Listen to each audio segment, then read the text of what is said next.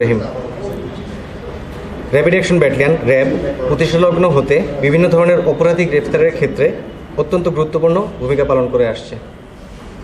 র্যাবের সৃষ্টিকাল হতে অদ্যাবধি পর্যন্ত অপহরণকারী, অস্ত্রধারী সন্ত্রাসী, খুনি, ছিনতাইকারী, চাঁদাবাজ, প্রতারক চক্র, ধর্ষণকারী ও পর্নোগ্রাফি বিস্তারকারী চোরাকারবারীদের গ্রেফতার করে জনমনের আস্থা অর্জনে সক্ষম হয়েছে।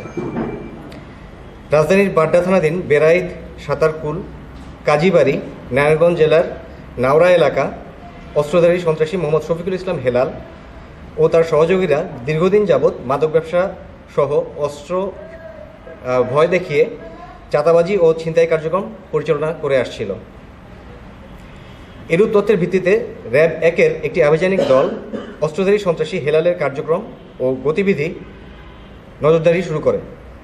বেশ কিছুদিন প্রযুক্তিগত বিভিন্ন তথ্যোপাত্য বিশ্লেষণ ও মাঠ পর্যায়ে তথ্য পর্যালোচনা করে জানা যায় যে আটককৃত অস্ত্রধারী সন্ত্রাসী শফিকুল ইসলাম হেলাল এর বিরুদ্ধে রাজধানীর বাড্ডা থানার একাধিক হত্যা, অস্ত্র, মারামারি ও চাঁদাবাজির মামলা রয়েছে।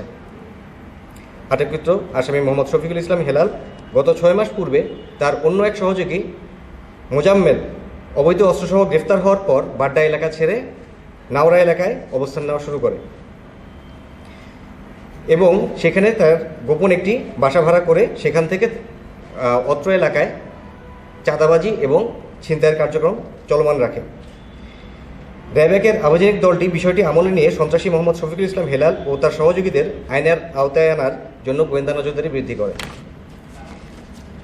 এরই ধারাবাহিকতায় গত ১৩ জানুয়ারি ২০২৬ সন্ধ্যা আনুমানিক ১৮:৩০ ঘটিকার সময় গোপন সংবাদের ভিত্তিতে র্যাব ১-এর একটি আভিযানিক দল জানতে পারে যে আটককৃত মোহাম্মদ শফিকুল ইসলাম হেলাল নারায়ণগঞ্জ জেলার রূপগঞ্জ থানাধীন গোয়ালপাড়া এলাকায় তার ভাড়া বাসা হতে সন্ত্রাসী কার্যক্রম চালানোর জন্য বাড্ডার উদ্দেশ্যে রওনা করছে।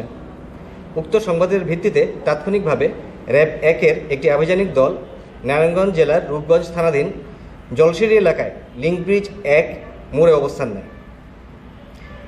র্যাব ১-এর আভিযানিক দলটি নারায়ণগঞ্জ জেলার রূপগঞ্জ থানাধীন লিঙ্ক ব্রিজ ১ মোড়ে অবস্থান নেওয়ার এক পর্যায়ে আটককৃত আসামি মোহাম্মদ শফিকুল ইসলাম হেলাল পিতা মোহাম্মদ আব্দুল আজিজ মোটরসাইকেল যোগে বাড্ডা যাওয়ার পথে মোটরসাইকেল সহ আটক করে।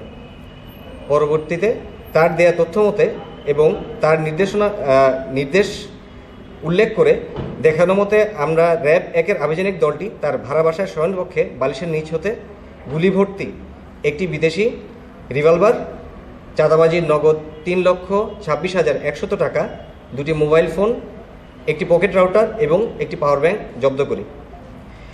আটককৃত আসামিকে প্রাথমিক জিজ্ঞাসাবাদে উক্ত অস্ত্রটি তার নিজের বলে সে স্বীকার করে। এছাড়াও সে আমাদেরকে জানায় যে এই অস্ত্র দেখে জনগণকে ভয়ভীতি দেখিয়ে চাঁদাবাজি এবং মাদক ব্যবসা সহ অত্র এলাকায় সে সন্ত্রাসী কার্যক্রম চালিয়ে যাচ্ছিল। সে আরও স্বীকার করে যে বাড্ডার শীর্ষ সন্ত্রাসী গ্রুপ রবিন গ্রুপের সে একজন সক্রিয় সদস্য। এছাড়াও ধারণা করা যাচ্ছে আসন্ন নির্বাচনী কালীন সময় আটককৃত অস্ত্র প্রভাব বিস্তারের জন্য কাজে লাগিয়ে আইনশৃঙ্খলা পরিস্থিতির অবনতি ঘটানোর চেষ্টায় ব্যবহার করা হতে পারত।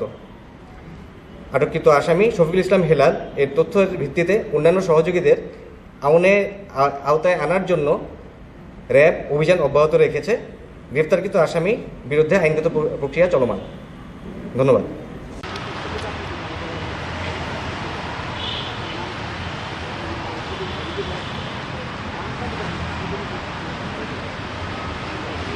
চাঁদাবাজি মেইনলি আমরা যতটুকু জানতে পারছি যে হচ্ছে ময়লা ব্যবসা বা এগ্রেশনের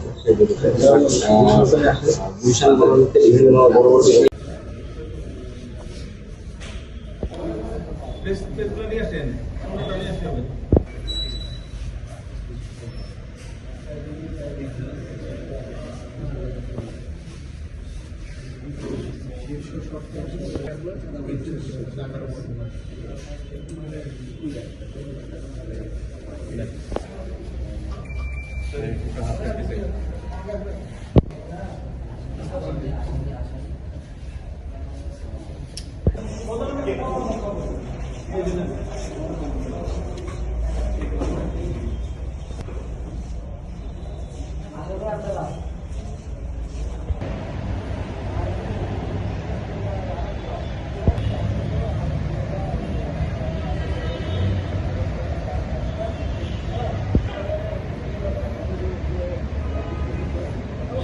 সহযোগীরা দীর্ঘদিন যাবৎ মাদক ব্যবসা সহ অস্ত্র ভয় দেখিয়ে চাঁদাবাজি ও ছিনতাই কার্যক্রম পরিচালনা করে আসছিল। এরূপ তথ্যের ভিত্তিতে র্যাব 1-এর একটি আভিযানিক দল অস্ত্রধারী সন্ত্রাসী হেলালের কার্যক্রম ও গতিবিধি নজরদারি শুরু করে।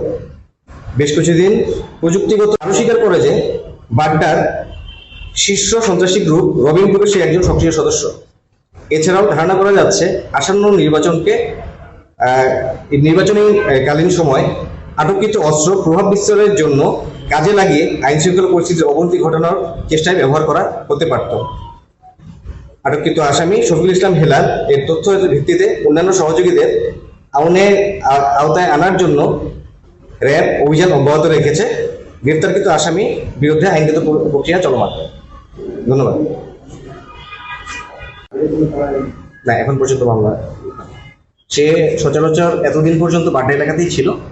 তো মোজাম্মেল ধরা পড়ার পরে সে তার অবস্থান চেঞ্জ করে সে চলে আসছে হচ্ছে রূপগঞ্জের এলাকায়। আচ্ছা, সে কি কোনো রাজনৈতিক চক্রচায় আছে কিনা, আর তার কাছ থেকে যে অস্ত্র আপনারা উদ্ধার করেছে সেটা কোথায় পেয়েছে এবং তাকে শনাক্ত করতে পেরেছে? এগুলো আমরা আমাদের গোয়েন্দা তথ্য মতে সেই তথ্যগুলো আমরা কমপ্লাই করে রাখতেছি। কম্পাইলেশনের একটা পার্টে যে এটা যদি আমরা ডিসক্লোজ করি সেক্ষেত্রে আমাদের হয়তো অভিযানগুলো ব্যর্থ হওয়ার সম্ভাবনা থাকবে। এই জন্য আমরা আপাতত সেই উত্তরগুলো আপনাদেরকে দিচ্ছি না, বাট আমাদের অভিযানগুলো অব্যাহত থাকবে। বিভিন্ন তথ্য দিয়ে আমরা পাইছি কালকে